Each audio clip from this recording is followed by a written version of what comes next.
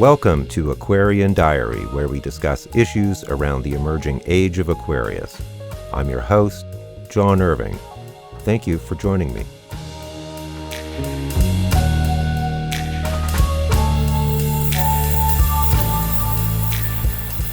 Greetings all, it is July 12th, 2022.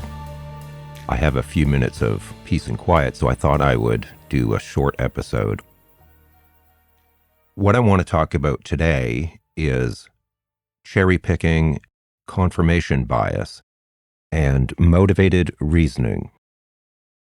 I was initially inspired to record this because I frequently observe astrologers engaging in some of these practices, especially when they are doing historical, mundane astrological analysis. And that has always irked me because I believe astrology deserves better than that. But then as I started to work on this more, I realized that these concepts have a lot of validity and pertinence much more broadly. And they're interesting to note or be aware of as we observe what's going on socially these days in the world. Because a lot of people are engaging in some of these things. So it may seem abstract, but I think if you bear with me, you will start to realize how this works socially and also on a personal level, and therefore why it's relevant. I also view this as a component of my vocabulary library. Talked about this before, where we need to develop a common frame of reference so that when I say something, you understand what I mean, and vice versa, and that we aren't just making assumptions or taking things for granted, because when we're talking about deep subjects, it's very important to be precise, or as precise as we can be. Now, cherry picking is a concept where you look for or seek information that confirms your expectations or beliefs, and you discount or reject information which would challenge or undermine your beliefs. Cherry picking can be done deliberately, and sometimes it's kind of done subconsciously or partially consciously.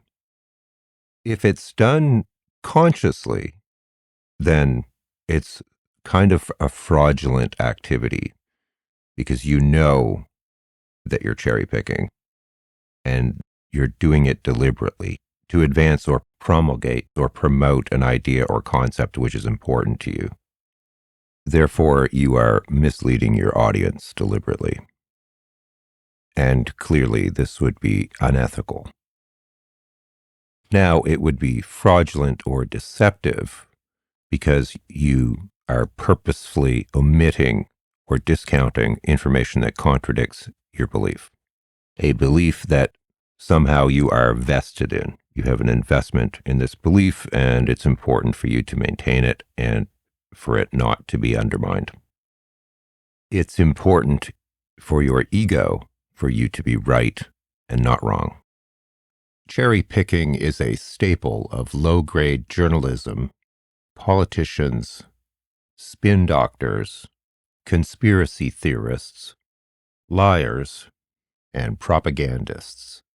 Another reason you don't want to be associated with this kind of behavior. Confirmation bias is the concept that you have a preset belief or understanding about things, and you will gravitate towards or favor information which confirms your bias, as opposed to information which would contradict your bias. So in effect, we have a prejudice, whether we're conscious of it or not. It's kind of like a self-reinforcing feedback loop that keeps us stuck in a position or belief, or worldview, or paradigm. Most people have this to one degree or another.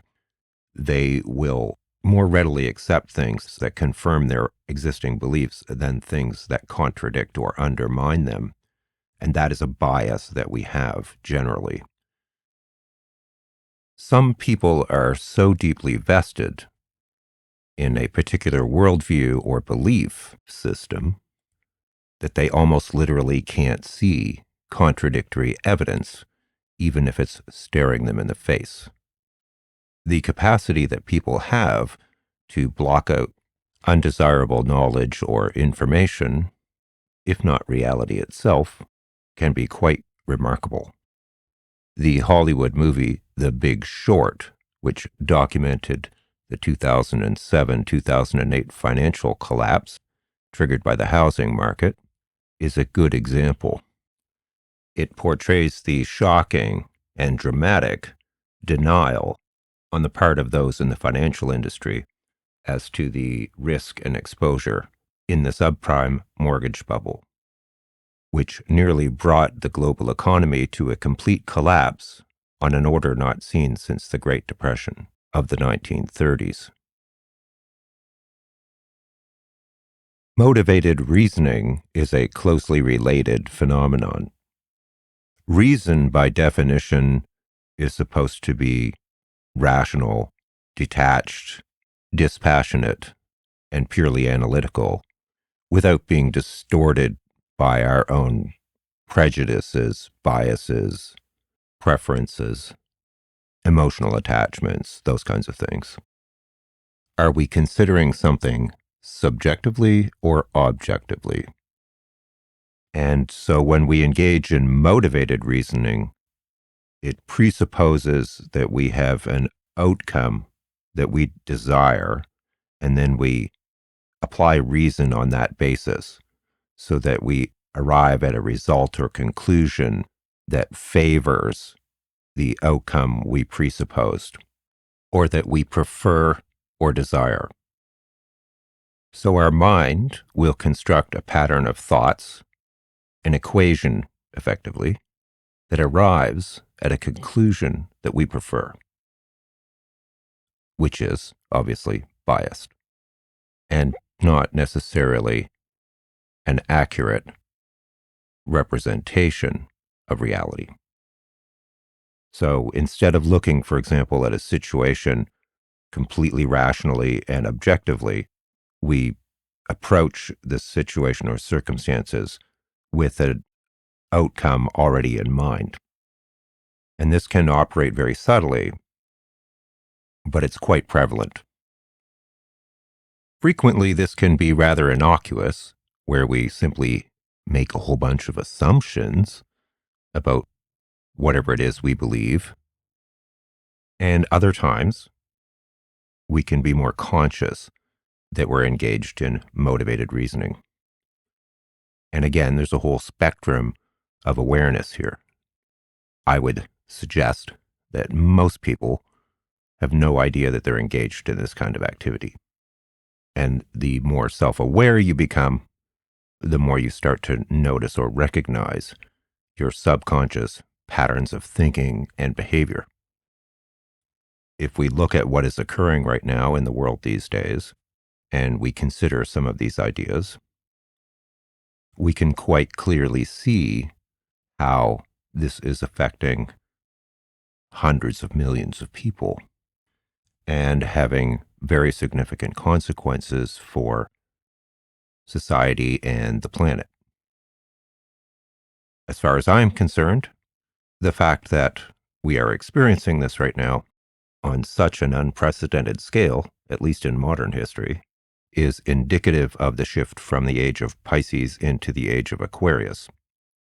This kind of paradigm, where people and masses of people or large groups of people subscribed to dogmatic ideologies or worldviews with rigid sets of beliefs that were often incapable of incorporating new ideas or evidence or changes in reality, are involved in a very deep struggle because their reality is literally being threatened.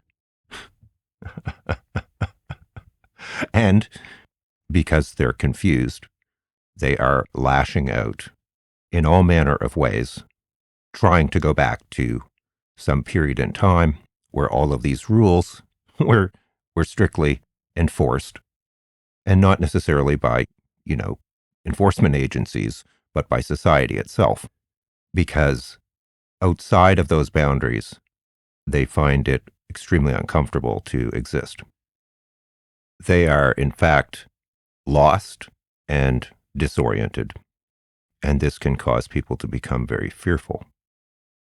Now, the rest of us, or whatever percentage of the world's population that is, are quite happy about this, because from our perspective, we can see quite clearly that a lot of those rules and set beliefs made no sense and were completely arbitrary and often were prejudiced against particular groups of people, be they racial groups or minorities, ethnic groups, whole social classes of people, religious groups. I mean, that one's really kind of the most striking when religious groups violently attack each other. Women, the planet, whatever. So we are uh, we are enjoying the breakdown of those old paradigms, and they are not, because the only way for them to move forward, as opposed to backwards, the only way for them to move forward would be to accept that their dogma is invalid and defunct. And that represents an existential crisis as far as they are concerned. So if your position is not defensible, you have two choices. You can either concede and accept defeat and change your position, or you can fight to preserve it and attack your opponent or whatever it is you perceive to be threatening you. In which case, you would be doubling down on what looks like a losing battle in the hope that some miracle will occur and you will prevail, even though the odds are very much stacked against you. And I think the lying, the cheating, the distortions, the heavy handedness, the absurdity and craziness, the petulance, the conspiracy theories, the unbridled and willful, belligerent ignorance, breaking laws. It speaks to the desperation of the moment for team denial of reality. But because we're talking about reality itself here, reality, or higher truth, whatever you want to call it, is not really malleable. You can't just will your paradigm into existence and impose it on others. Well, you can try, but it generally doesn't work out very well in the long run. This is a collective experience here on Earth, and there are spiritual dimensions involved in this whole process that are completely beyond our control to a large degree. So that's not really a battle that you can win ultimately. You can fight this process or you can go with the flow. And right now we're in the fighting stage. The whole notion of ideologies and worldviews as a construct for interpreting and interfacing with reality is very much a Piscean age approach that will no longer be valid in the Aquarian age. We will not define ourselves based on, 2,000-year-old texts or ideologies that are irrational. Aquarius is a very rational energy. So as I've said before, it does not bode very well for those who are recalcitrant and stuck in the past or unable to evolve. The Aquarian energy is a very rapidly evolving energy. It does not favor the worldview that many hold today.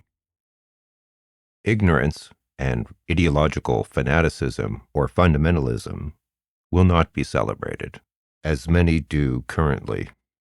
And see my video on Pluto in Aquarius for more on that.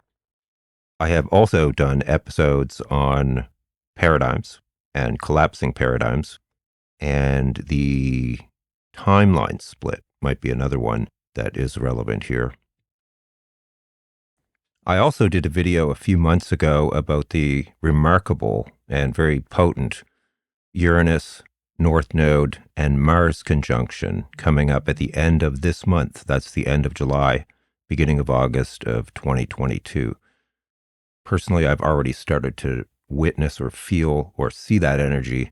It's really intense and it's very strange in a lot of ways. So, in terms of peak crazy, look to the end of this month and the beginning of August for things that could very well be quite dramatic and shocking and noteworthy. That's happening at around 18 degrees of Taurus. So check your chart as well.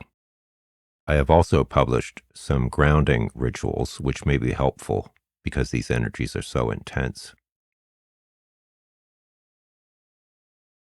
As I've said many times, I'm always listening to stuff because I'm fascinated by what's going on in the world and trying to figure out why certain things are happening. So I want to share a couple things that I listen to on, well, pretty much every episode. In the psychic community, the person I listen to every day, he does a daily, it's YouTube, but he does an episode every day, is Milou, Milou. And one of the things I like about Milou is that he's really accurate and he's very focused. You're not going to have to wade through 20 minutes of chit chat before he starts talking about stuff that's pertinent. He gets right to what's going on a day-to-day basis, and he reads the news, so he's fairly well informed about what's going on and can speak contextually. So lately, if you listen to some of the stuff, it's quite remarkable. He's talking about how this whole January 6th thing is going to play out and how these characters are going to be imprisoned and whatnot. And, let's hope he's right. The other podcast that I listen to pretty much every day is Background Briefing by Ian Masters. Background Briefing, Ian Masters. He has a left or progressive focus, but he has some really good guests. Often they're journalists who are covering detailed, in-depth stuff about politics going on around the world. And so it's fairly intellectual and very well informed. And he also, of course, shares the outrage that we feel about a lot of the idiocy that's going on in the world right now. And some of his guests are just really amazing. They're the kind of people, often he will interview people that I have already read their articles or the articles that he's referencing, whether it's from The Guardian or The Atlantic or the New York Times or whatever. And there's not too many media organizations that sort of approach things that way. This kind of baffles me, but I think you'll like it. So a shout out to both Milou, and Milou's channel is actually called Milou H. Polycarp, which is funny because I had a close friend called Polycarp, very unusual name or not common name. So Milou H. Polycarp Psychic Medium on YouTube, and Background Briefing you can find with Ian Masters, you can find on any podcasting platform. Both highly recommended. Wish there was more stuff like Background Briefing out there. I subscribe to a ton of podcasts, but there are very few that I actually listen to or make a point of listening to every day. But Background Briefing comes out in the evening, and I always listen to it fairly promptly. And Milou, I think, does his daily thing during the week at noon Eastern Time. So thanks for tuning in again. I hope this was interesting to you on some level. As always, I appreciate your comments, feedback, likes, shares, and anything that you can do to get the word out if you appreciate this content. It's good karma to share. Bye for now.